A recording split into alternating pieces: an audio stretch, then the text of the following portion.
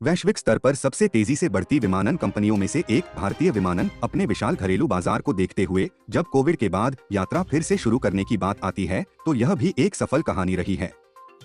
रास्ते में चुनौतियां आई हैं, लेकिन ऐसा लगता है कि उद्योग आगे बढ़ रहा है और चालू वित्त वर्ष के अंत तक दोहरे अंक की वृद्धि की ओर बढ़ रहा है। 15% अनुमानित वृद्धि। भारत विमानन क्षेत्र में वृद्धि दर्ज कर रहा है। विमानन परामर्श फर्म कैपा इंडिया ने मार्च 2024 में इस वित्तीय वर्ष के अंत तक यात्रियों की संख्या 155 मिलियन तक पहुंचने का अनुमान लगाया है। यह लगभग 15% की वृद्धि के बराबर है और फर्म के पिछले के अनुरूप है इस साल मार्च में अनुमान। भले ही अंतर्राष्ट्रीय यातायात की गति धीमी रही हो, भारत के विशाल घरेलू बाजार का मतलब था कि अधिकांश एयरलाइंस चौंकाने वाले महामारी के वर्षों के बाद वापसी करने के लिए अच्छी स्थिति में थीं। अप्रैल से दिसंबर तक देश में लगभग 70 मिलियन यात्रियों ने उड़ान भरी होगी, जो पिछले कुछ वर्षों में महत्वपूर्ण वृद्धि दर्ज करेगा। चुनौतियों के बावजूद विकास।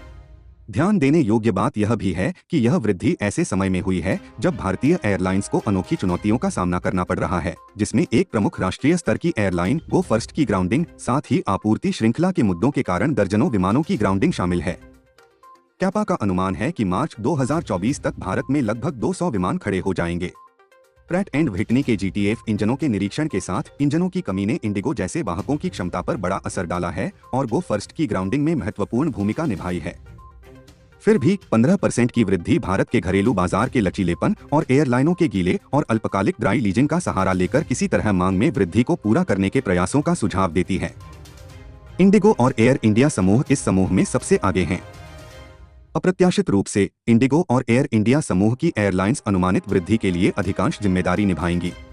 कैपा इंडिया का अनुमान है कि इंडिगो इस वित्तीय वर्ष में रिकॉर्ड मुनाफा भी हासिल कर सकती है और उसने अपनी रिपोर्ट में कहा, एयर इंडिया समूह भी आक्रामक तरीके से अपने बेड़े के आकार को इतने बड़े पैमाने पर बढ़ाकर इस सफलता की कहानी में शामिल हो रहा है जो कई वर्षों में नहीं देखा गया है।